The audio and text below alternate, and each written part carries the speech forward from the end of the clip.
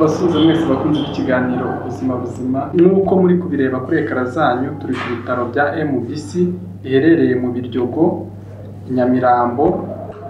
Akaba ari ibitaro bifite serivisi nyinshi zitandukanye ndetse n'inzobere mu by'ubuzima nyinshi zitandukanye. Ushobora kwibaza ati mbese kuri uyu munsi ku bitaro bya MBC twaje kubarebera ndi?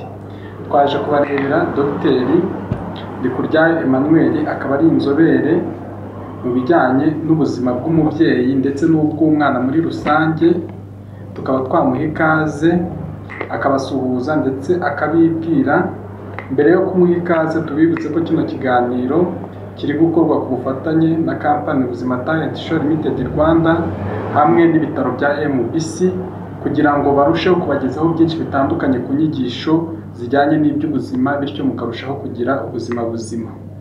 Bahaye ikaze mu kiganiro ubuzima buzima. Murakoze cyane. Nkuko yabivuze, nitwa NDIKUJYAYO Emmanuel, ndi umuganga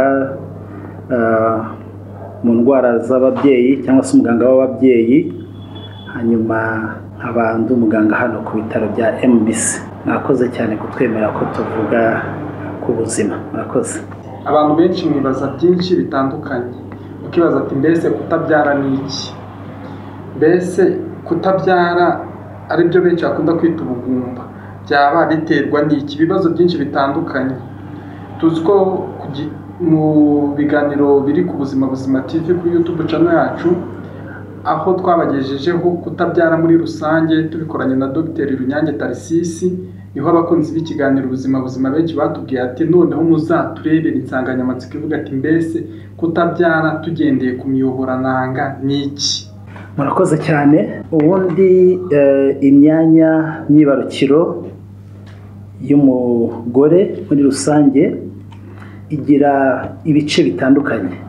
Hakaba hari ibice bishobora kugaragara hanze, ariko hakaba n'ibice ndetse biba birimo mo imbere tudashobora kubona n'amaso. Muri ibyo bice by'imbere hariho navugamo nyababyeyi cyangwa se hari ababyita umura, hari ababyita matrice nk'uko wenda rimwe na rimwe benshi babimenyereyeho kuri iryo jambo. Hanyuma ariko kuva kuri iyo matrice ari naho iyo umubyeyi cyangwa se umukobwa cyangwa umugore ari mu mihango, aho imihango ituruka naho muri iyo matrice cyangwa se muri iyo nyababyeyi, ariko ntabwo ariho umuntu atwitira nubwo ariho umwana akurira. Ubwo rero hariho igice kigizwe icyo twita imiyoborantanga. Ni agace gafatiye kuri ya matrice cyangwa se ya nyababyeyi, kakagenda gasubira mu nda, hanyuma iyo kakegera aho udusabo tw'intanga ngore tuba turi, kugira ngo igi niramuka cyangwa se ovire riramutse ibaye isohotse muri ka gasabo k'intanga cyangwa se overe mu gihe cy'uburumbuke cyangwa se ovulation, ryagi cyangwa ya ntanga ihite ifatwa na wa muyoborantanga, hanyuma igahagarara mu gice cyo hagati cya wa muyoborantanga, ariho izarindirira intangangabo igihe imibonano mpuzabitsina izaba ibaye, igategereza. Iyo rero uwo muyoborantanga niwo ufasha kugira ngo gutwita bikunde, kuko niho gutwita bibera.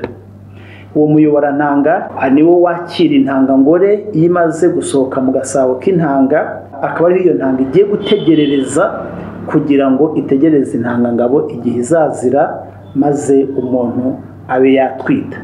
Hanyuma namara gusama rwa rusoro rumaze kubaho cyangwa se ryagi riturutse ku ntangangabo n'intangangore bihuriye muri wa muyoborantanga, nibwo rwa rusoro ruzimuka rukaza muri nyababyeyi, ariho noneho ruzakomereza gukura ku munsi, bavuga ku munsi guhera ku munsi wa gatatu cyangwa wa gatanu.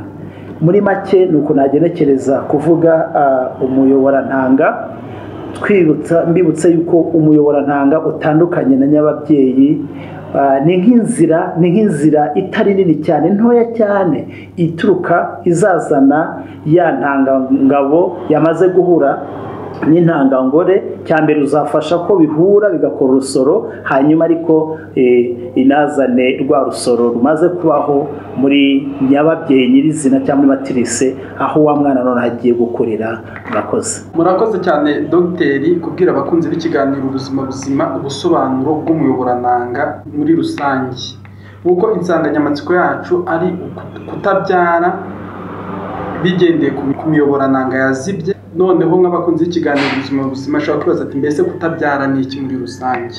Ubundi tuvuga yuko umuntu yagize ikibazo cyangwa se umuryango wagize ikibazo cyo kutabyara, iyo uwo muryango umugabo n'umugore bamaranye igihe kingana n'umwaka cyangwa kirenga babana mu buryo buhoraho, kandi nta buryo bwo kuboneza urubyaro bakoresha, kandi nanone bakamara wa mwaka umugore adatwise.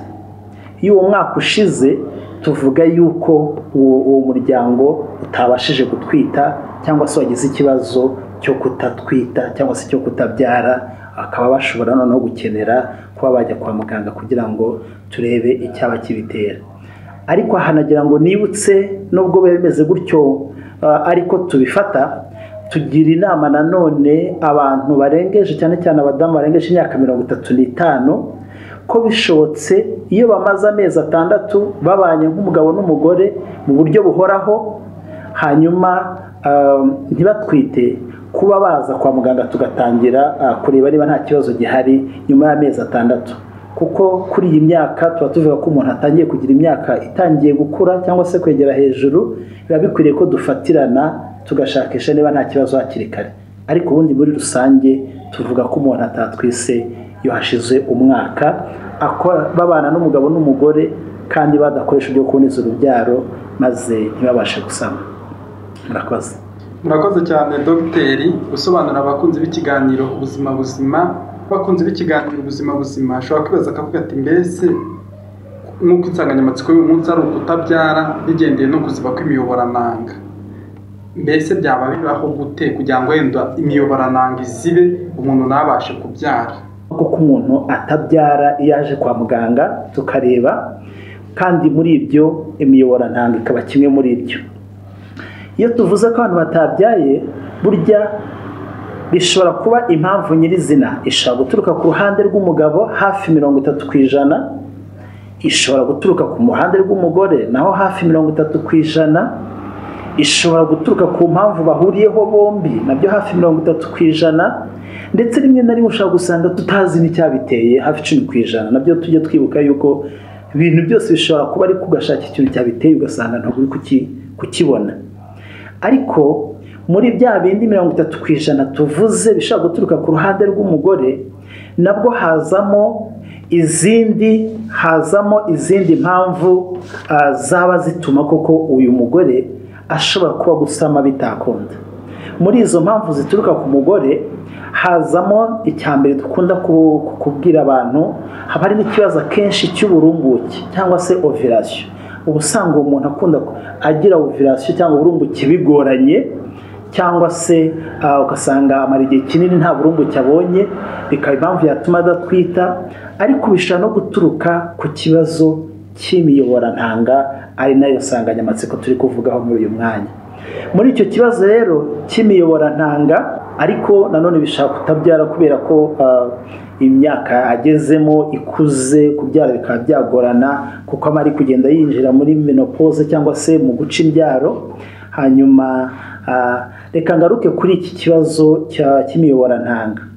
Iyi miyoborantanga ni kimwe mu byo twavuze gishobora gutuma umuntu atabyara, kuko iyo miyoborantanga iyo iba yazibye niryo jambo dukunda gukoresha twanga imiyoborantanga yarazibye. Iyi zibye nkuko twabivuze dutangira, twabonye ko imiyoborantanga ni inzira, ariyo nzira iva muri matrice cyangwa se nyababyeyi ikazagenda ikazageraho ya ntanga ngore iba yaturutse. Iyi nzira rero iyo izibye hakaba impamvu ituma iziba, ni nkuko haba hagiyemo urukuta hagati y'intangangabo n'intangangore, nta hantu zizigera zihurira. Nizidahura rero no gutwita ntabwo bizigera bishoboka, kuko habajemo bariyeri, hajemo urukuta, bituma ya ntangangabo zirazamuka zikagera muri nyababyeyi, ariko zikabura uko zikomeza ngo zigere hahandi ya ntangangore yategerereje, ariyo muri wa muyoborantanga cyangwa fallopian tube cyangwa se trompe de Fallope. Hanyuma rero uku kuziba kw'iyi miyoborantanga gushobora guturuka mu mpamvu zitandukanye. Muri mpamvu zimwe zishobora kubitera, hari ibyo twita kambyite muri rusange infection cyangwa se amamikorobe umuntu ashobora kuba yaragiye arwara yo mu myanya myibarukiro cyangwa se yo mu nda, cyane cyane muri iyi myanya myibarukiro. Izo infection yagize bigatuma ya trompe cyangwa se wa muyoborantanga ukazamo infection. Iyo ujemo infection ugira icyo twita inflammation, ni nko guhishira. Kwa guhishira hari igihe ya infection ikira, za mikorobe zigakira, ariko mu gukira bigasiga ya nzira yamaze guhishira yari yahishiye muri ya nzira hahishiye, mu gukira agahita hamera nk'inkovu, hakaba hafatana.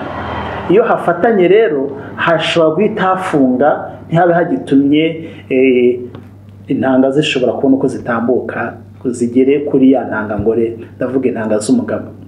Ikindi gishobora kuba cyabitera ni igihe hari igihe usanga umuntu yaragize ikibazo, abantu bagira indwara zimwe na zimwe twita endometriosis. Endometriosis ni nko kuvuga ni indwara ituma ubusanzwe muri nyababyeyi igice cya nyababyeyi cyo mu imbere nicyo gihora cyiyubaka cyiteguye wenda kuzabona umwana umuntu nasama kugira ngo umwana azahakurire, noneho cya gice akaba ari nabyo iyo umuntu agiye mu mihango bisa nk'ibisohoka, bya bintu bisohoka byari byiteze kuzakora wa mwana. Icyo gice rero cya nyababyeyi cy'imbere gifite ubwo bushobozi bwo kwiyubaka no gusenyuka igihe cy'imihango. Hari igihe usanga ibice byacyo byaragiye, kwa kundi imihango iza imwe ikaba yasa nk'isubira nayo ikanyura muri ya nzira aho gusohoka hanze, bikaba byanyura muri ya nzira y'imiyoborantanga, hanyuma bikaba byagera igihe bigafunga bigakurira muri wa muyoborantanga, bikaba byahaguma, bikaba naho byahakurira bikamera nk'aho bifunze ya nzira. Iyo bishobora kuba impamvu ituma imiyoborantanga yifunga. Ikindi gishobora gutuma yakwifunga, ibi bice bishobora no kujya no bikagera n'inyuma mu nda imbere, bigakomeza bigaca muri trompe. Hakaba hari cya gice cya nyababyeyi cy'imbere navugaga, kikaba cyagenda gifata uduce dutandukanye two mu nda imbere, bigatuma za trompe zimera nk'izagiye zifatana cyangwa se zigafatwa n'utuntu tumeze navuga nk'imigozi. Mu nda imbere hakamera nk'ahaje nk'imigozi ikamera, bigatuma isa nk'izirika ya trompe ntibe ikirambuye cyangwa se ikibasha kujya aho ishaka. Kubundi ubusanzwe nta kintu kiba kiyifashe, ishaka kujya aho ishaka, bigatuma yawuvira aho izaba iturutse hose cyangwa se ya ntangangore izabasha kuyakira. Ariko iyo ya migozi yaturutse ko twa tuntu twagiye mu nda imbere, bishobora gutuma nabwo imiyoborantanga ibasha kuba yaziba, ntibibashe ku intangangabo n'intango ntibibashe guhura.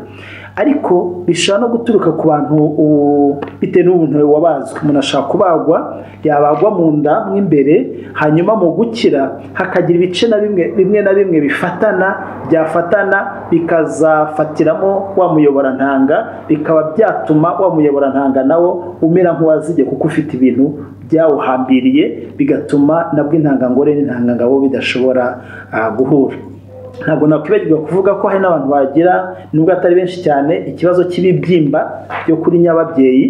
ibyo bibyimba byo kuri nyababyeyi kuko bikaba bishaka gufata ahantu na reka mvuge ngo ahantu habi kuri nyababyeyi uko gikura cya kibyimba kikagenda kirushaho gusunika wa muyoborantanga kigatuma inzira isa nk'izibye kubera cya kibyimba cyawutsikamiye bityo bigatuma utabona inzira utambukamo kuko cya kibyimba cyaratsikamiye wa muyoborantanga.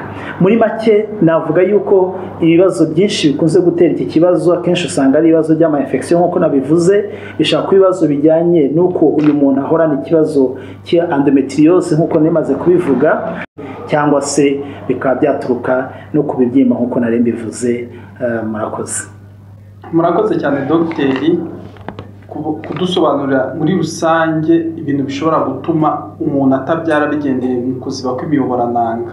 Noneho umuntu ashobora kwibaza mu kiganiro ubuzima akibaza ati mbese tubonye ko kutabyara bigendeye mu kuziba kw'imiyoborantanga biterwa n'ibintu byinshi bitandukanye, ariko se ni ibihe bimenyetso ushobora kwiyumvaho? Yenda ndi umudamu ufite icyo kibazo, nkaba nakiyumvaho ibyo bimenyetso, nkaba natangira gukeka yuko nagize ikibazo cyo kuziba kw'imiyoborantanga. Ku ruhande rw'impumurize abantu ko igihe cyose mutagaragaje ngo byange biba bivuze yuko gutwita bishoboka. Mbonereho gusaba abantu ntabwo bakwiriye guhora bahangayitse nubwo ari ikibazo, ariko niba nta kindi kibazo utegereze cya gihe cyagenwe n'igishira, ntimutinde muze kwa muganga turebe ikibazo aho cyaba kiri. Ariko nanone ntabwo umuntu bishoboka ko wakwicara ngo wumve hagira ikintu wiyumvaho bityo umenye ngo trompe zanjye zarazibye cyangwa ntabwo zazibye. Aha nagira ngo nsobanure neza, abantu benshi bafite trompe zazibye nta kibazo, nta kintu baba wiyumvaho, nta kintu wakora kugira ngo umenye ko trompe zawe zazibye, kireka nyine ko muzamara cyagiye mukabona gutwita byanze, hanyuma mwabona byanze mukaza kwa muganga twebwe tukabapima, hari ikizamini tubakorera kugira ngo turebe ko trompe zizibuye cyangwa zazibye. Mu byo tubakorera kugira ngo tumenye ko nta kibazo mufite.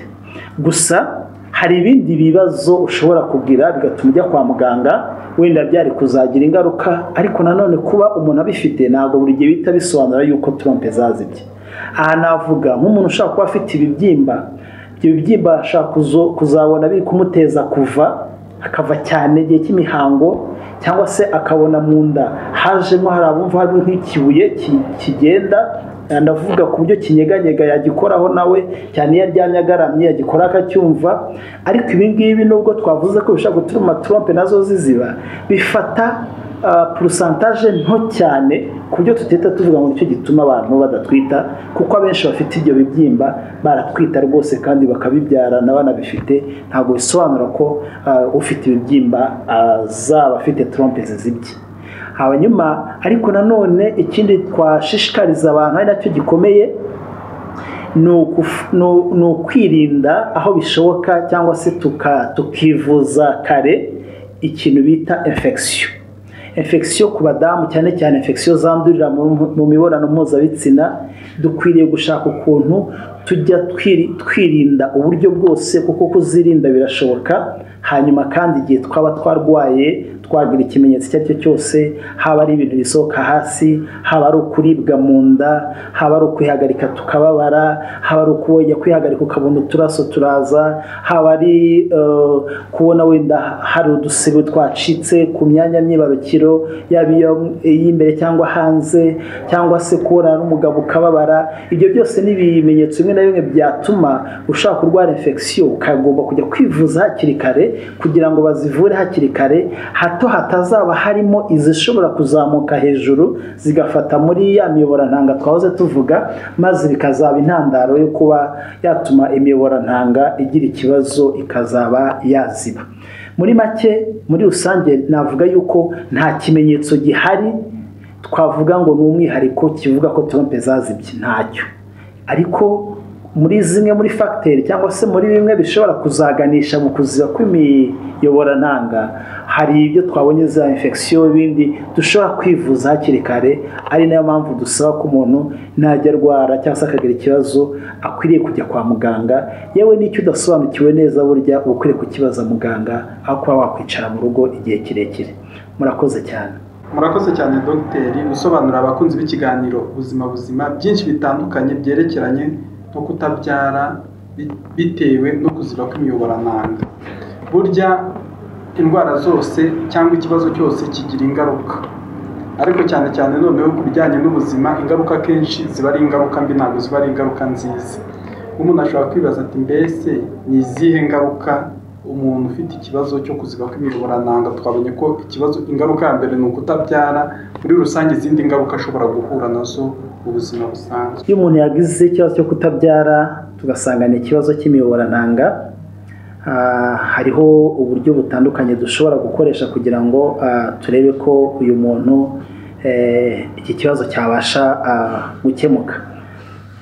Mbonereho gushimira leta y'u Rwanda ikora ibishoboka byose kugira ngo ubuvuzi ndetse n'ubwo twatekerezaga bugoye burushaho kugenda butwegerezwa, kuko ibyinshi n'ibitakorerwaga hano mu Rwanda ubu kugeza kuri uyu munsi mu Rwanda hari ubushobozi bwo kuba byahakorerwa, ndetse na leta igashyiramo imbaraga zose kugira ngo n'icyo bisaba kugira ngo umuntu abashe kwivuza kirusheho kugenda kigabanuka cyangwa se cyoroha, kugira ngo byibuze abantu benshi babashe kuba babibona bigakunda.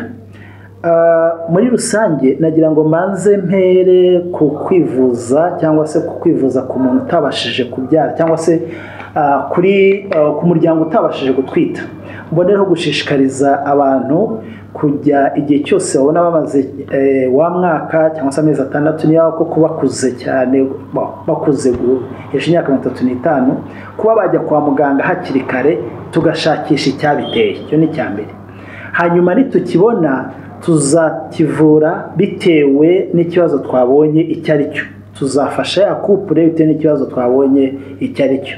Aha nkaboneraho gusaba abantu kujya bagira ukwihangana. Abantu bivuza ikibazo cyo kutabyara ntabwo ari ibintu ugenda umunsi umwe ngo babavure mutahe birangiye, ni urugendo rurerure, rimwe na rimwe bisaba kwihangana mukarugendana n'umuganga.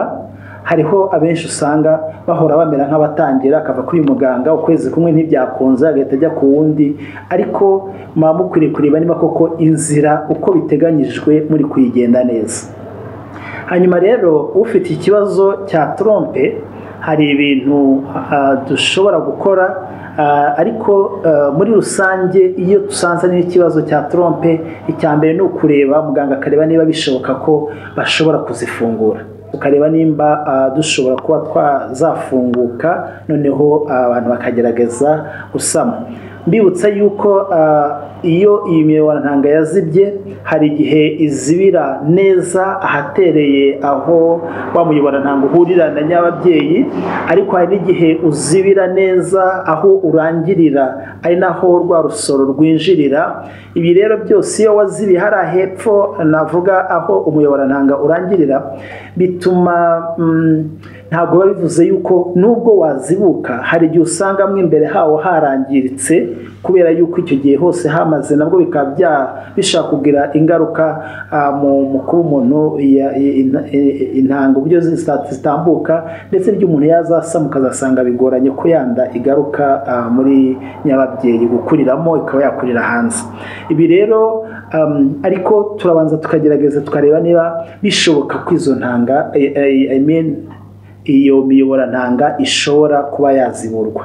Hanyuma iyo dusanze bidashoboka, hariho uburyo bushoboka bwo kuba umuntu yatwita. Icyo gihe rero iyo intangangabo n'intango bidashobora kuba zahura, nibwo umuntu tuzamujyana muri bwa buryo bundi dusigaye dufite bwo kuba twahuza intanga. Mu Rwanda bisigaye bikorwa, bakazafata intangangore bagafata n'intangangabo bakazihuriza hanze mu byuma byabugenewe, hanyuma rwa rusoro bakaruzana bakarutereka muri matrice cyangwa se muri nyababyeyi, umuntu agakomeza agatwita nk'uko bisanzwe, kubera yuko inzira twasanze bidashoboka.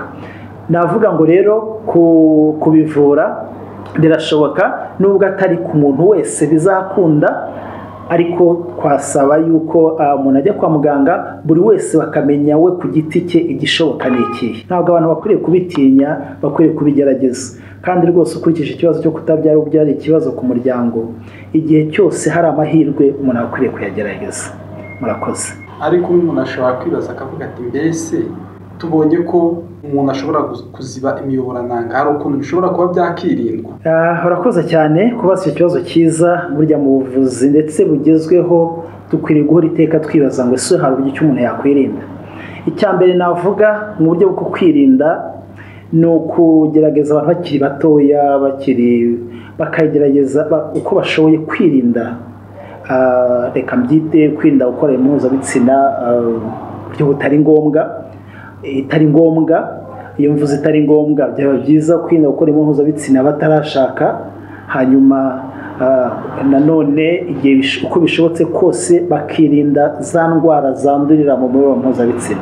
Kuzirinda hari uburyo butandukanye, hari agakingirizo karinda indwara zandurira mu mibonano mpuzabitsina. Hanyuma n'abandi bantu ugasanga umuntu arabonana n'abantu benshi. Iyo utangira kubonana n'abantu benshi niho uzakurira za ndwara zose zishobora kuzarangiza zangije imiyoborantanga n'indi myanya myibarukiro y'umuntu.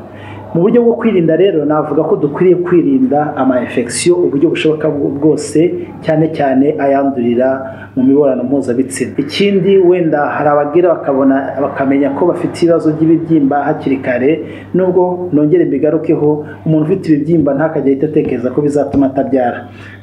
Ntabwo rwose ibyo bintu bifata igice gito cyane, bavuga hafi 2% cyangwa 3% by'abantu batabyara, n'ibyo bintu bishobora guterwa n'ibibyimba. Ibyo ntibitere rero ikibazo mu bantu, ariko nanone ufite ikibazo ukajya kwa muganga ukivuza hakiri kare, byazatuma ubutaha nta kibazo, bishobora kuturinda izindi ngaruka zazamo, harimo n'iki kibazo cyo kuba trompe zaziba. Muri make ntabwo dufite uburyo bwinshi cyane bwo kwirinda, uvuga ngo nyirizina no kwirinda kumiyoborantanga itaziba, ariko twakwirinda izi mpamvu zishobora kutujyana muri kuba imiyoborantanga yacu yaziba, aricyo nahereyeho mvuga kwirinda cyane indwara zandurira mu mpuzabitsina, n'igihe twarwaye tukivuza hakiri kare. Ntabwo twabarekura mutagize inama mugira abakunzi b'ikiganiro ubuzima buzima, kuko inama zanyu ziba zikenewe, ziba ari ingenzi, kuko burya kwirinda biruta kwivuza. Bose ushobora gusanga yenda bose hashobora kuvukamo ikibazo runaka, bose ugasanga bose sibabyara nk'uko mwabikomojeho hejuru, mukavuga yuko umugabo ashobora kutabyara n'umugore ashobora kutabyara. Yego. Noneho ni izihe nama mwabagira? Urakoze cyane. Nagira ngo nongere nibutse abantu cyangwa se n'abatari babizi babimenye, ntabwo dukoresha ijambo kuvuga yuko umugore atabyara cyangwa umugabo atabyara. Aho ikibazo cyaba kiri hose, twibuke ko kutabyara ntabwo ari indwara y'umuntu. Kutabyara ni ikibazo cy'umuryango, ni ikibazo cya couple, ntabwo ari ikibazo cy'umuntu. Nubwo byaba bituruka ku mugabo, ariko iyo mwashakanye muba mwarabaye umwe, ubwo icyo gihe mucyakira nka couple kikaba icyanyu. Akari niyo mpamvu duhora iteka tubwira abantu nta muntu ujya kwivuza kutabyara ari umwe, mugomba kujyana muri babiri, hanyuma tukabashakisha ikibazo aho cyaba giherereye muri kumwe, tukabareba mwembi kuko ikibazo muragisangiye. N'ikiba kiri no ku mugore, burya n'umugabo waba agifite kuko muba mwarabaye umwe. Ntabwo rero ari uburwayi bw'umuntu, ahubwo ni ikibazo cy'umuryango, ni nabwo kandi gikwiriye gushakirwa igisubizo nk'umuryango. Ntabwo umuntu umwe ku giti cye yashaka igisubizo cyo kutabyara ngo bikunde, bagomba kugendana bombi. Hanyuma rero inama nagira abantu ni ukwibuka yuko kwivuza cyangwa se kujya kwa muganga hakiri kare bigira umumaro. Bigira umumaro kuko hari imyaka myinshi ko natwe kwa muganga tuba dufite urugendo rutari rutoya rwo kugendana, kugira ngo turebe ko tuva ku rwego rumwe tujya ku rundi, tuzagere ku rwego rwaho tureba ko umuntu yatwita. hari ibyo tuzasanga tugomba kuguha nk'imiti n'urugero nk'abafite ibibazo by'uburumbuke butaza ku gihe, bikazadusaba urugendo kugira ngo tuve ku ntambwe tujye ku yindi kugeza igihe tubashije kubona imiti yatuma ugira uburumbuke. Iyo rero ucishirijemo hagati ukagera igihe ukabireka, uzongera usubire kwa muganga uhere kuri zero, duhore tumera nk'abatangira. Cyambere rero nasaba abantu ni ukujya kumenya ko bafite ikibazo bakajya kwa muganga hakiri kare, kwa muganga bakamenya ikibazo bafite cyangwa se bakagishakisha, bakababwira igishoboka ni ikihe n'uburyo ki byakorwamo, kandi niba ari cyo muganga ashobora akagikora, ndetse kandi si ngombwa ko byose aho muganga ari byose ntiyabishobora, ibyo atashobora ku kanya akakohereza ku aho bishoboka kuba babigukorera. Wanagerayo rimwe na rimwe abantu ntibarambirwe n'amarandevu, ntibarambirwe no gutegereza. Bavandimwe, hari igihe biba bigoranye kwa muganga kudahita wenda ubona muganga ukanya, ariko ntabwo dukwiriye kurambirwa igihe cyose turi gushakisha, turi kureba ko twakemura iki kibazo cyo kubyara. Ikindi nashakaga kongera mu nama nashaka gutanga ni ukwibutsa abantu kwirinda indwara zandurira mu mibonano mpuzabitsina ndetse no kwivuza hakiri kare, ndetse n'izindi ndwara andi bwoko bw'ama-infection atandukanye kujya twivuza hakiri kare. Hanyuma indi nama nashaka kugira ngo nibutse abantu ni ukuba hafi cyane y'iyi miryango itabashije gutwita, kubaba hafi no kubahumuriza no ntabwo mu by'ukuri umuntu ashaka no kumara imyaka 5, 6, 10 kandi bikazarangira agatwita akabona umwana. Ariko ntabwo twifuza ngo birinde bigera muri iyo myaka usanga umuntu yabaza imyaka 10 ntarajya kwa muganga n'umunsi n'umwe. Ni byiza rero ko tubaba hafi ndetse tukabafasha aho bishoboka kugira ngo bagere kwa muganga, kandi muganga abakurikirane, bagerageze ubahirize amarandevu azabaha, hanyuma bagendana ubwo rugendo. Ikindi nashakaga gusaba abagabo ni ukugira ngo bafashe koko mwabibonye hari igihe kera nk'uko umuco bivuga, abantu bibwira nk'uko abantu kera umuco usanga warakandamizaga cyane abagore, bakumva ko iyo umuryango utabyaye umugore ari ingumba. Ariko ntabwo kutabyara buri gihe biterwa n'umugore, bishobora no kuba byaturuka kuri bombi cyangwa se bigaturuka no ku mugabo. Niyo mpamvu rero twasabaga ko rwose abantu baza kwa muganga ari nka couple abagabo. Hari n'abagabo usanga mu by'ukuri baranze, tugahora twinginga ngo uzatubwire umugabo nawe aze, ariko akanga burundu. Ukazasanga umugore agarutse inshuro ya 3 akubwira ati ko umugabo wanjye yanze nzabigenze. Bagabo rwose bagenzi banjye, ni byiza ko dufasha abadamu, na cyane cyane ko iki kibazo yo kutabyara bije kiba ari ikibazo abagore nibo bahura n'ingaruka nyinshi zo guhabwa akato, zo kubwirwa nabi, z'ubwihebe, z'agahinda gakabije. Dukwiriye rero kubafasha, tukumva ko ari ikibazo natwe kitureba. Abagabo bakajya baherekeza abadamu bakajyana kugira ngo barebe ikibazo baba bafite. Kandi tunanibuka yuko rimwe na rimwe ntabwo biba byoroshye, hari abava kure, aho bishoboka ukazasanga ntabwo bikunda kwenda yazubahiriza randevu. Aho bishoboka ubu ngubu mu Rwanda dusigaye dufite abaganga hirya no hino hashoboka, tukaba twamurangira umuganga umwegereye akaba yamukurikirana kugira ngo bijye byoroshya amarandevu azajya agomba kugira ngo rimwe na rimwe igihe cyangombwa ntikimucike, muzasange yongera gutangira. Navuga muri make ko ibingibi tubikoze byadufasha kubona abafite ikibazo hakiri kare, kandi narangiza mbabwira yuko hari abantu benshi kugeza kuri uyu munsi bavuga yuko hafi 47% by'abantu abafite iki kibazo cyo kutabyara iyo bagiye kwa muganga turabavura bagakira kandi bakabyara. Mbere wenda yuko nsoza, nagira ngo ndabizi ko hari imiryango myinshi ifite iki kibazo cyo kutabyara kandi bahura n'ibibazo bikomeye mu muryango. Nagira ngo cyambere mbihanganisha bakomere, ariko kandi si ukwihangana byo kwiyakira. Mbabwire yuko haracyari ibyiringiro, haracyari amahirwe. Nimuze kwa muganga, hanyuma kwa muganga bagerageze ibishoboka byose, maze urwo rugendo turugendanemo, dukore ibyo dushoboye nko kwa muganga, hanyuma mbibutsa yuko nubwo bimeze gutyo Imana ifite uburyo bwinshi, inzira nyinshi yacishamo umuntu akabona urubyaro, kandi Imana ishaka kudukoresha, kandi tuzi neza ko ariyo itanga byose. Nagira ngo rwose mbahumurize mbakomeze, ariko mbabwira yuko haracyari ibyiringiro, muze kwa muganga. Murakoze cyane dogiteri gusobanura abakunzi b'ikiganiro ubuzima buzima byinshi byerekeranye no kutabyara tugendeye no kuziba kwimiyoborantanga. Tukaba tuboneyeho no kubasaba n'izindi nsanganyamatsiko twabonyemo: kutabyara bigendeye ku burumbuke, kutabyara bigendeye ku myaka, kuko twabonye ko kutabyara bishobora kugenda kubaho bitewe n'uruhererekane rwinshi. Kugira ngo urwo ruhererekane muri rusange muzamara amatsiko abakunzi b'ikiganiro ubuzima buzima, ndetse no kutabyara yenda bigendeye no kuri endometriosis n'ibindi bitandukanye. Ku murava n'ubwitange mugira mu guharanira icyatuma ababagana ndetse n'abanyarwanda muri rusange bagira ubuzima buzima buzira indwara, bityo kwirinda biruta kwivuza, ndetse n'abahuye n'ikibazo bakabagana, bityo mukabasha kubafasha kugira ngo barusheho kugira ubuzima buzima. Twabura kubashimira, turabashimiye kuko ni iby'ingenzi ku gihugu ndetse bikaba n'iby'ingenzi ku baturarwanda muri rusange. Reka dushimire n'ubuyobozi bw'ibitaro bya MBC buba bwafashe umwanya bukavuga ati reka dufashe mu kiganiro ubuzima buzima, natwe dutangemo umusanzu wacu wo guharanira icyatuma abantu basobanukirwa byinshi byerekeranye n'ubuzima mu nsanganyamatsiko nyinshi zitandukanye. Ku murava n'ubwitange bigira mu guharanira ababigana kugira ngo barusheho guhabwa serivisi nziza, ndetse bityo bahabwe ubuvuzi butandukanye, kuko hari serivisi nyinshi zitandukanye z'ababyeyi, iz'abana, iz'abantu bakuze, ndetse bikaba bivura indwara nyinshi zitandukanye. Reka tubashimire namwe bakunzi b'ikiganiro ubuzima buzima, murari ingenzi kuri twebwe, karyoshye migahora mu itama. Naha dushoreje ikiganiro cy'uyu munsi.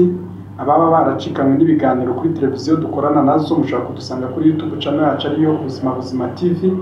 Nk'uko mudahwema kubitugaragariza, abadukurikiye bari impande enye z'isi: amajyepfo, amajyaruguru, ndetse n'iburasirazuba, ndetse n'iburengerazuba, mugakora subscribe, bityo bikarushaho kubafasha, mugakurikiza inama mugirwa n'abaganga b'inzobere mu by'ubuzima batandukanye.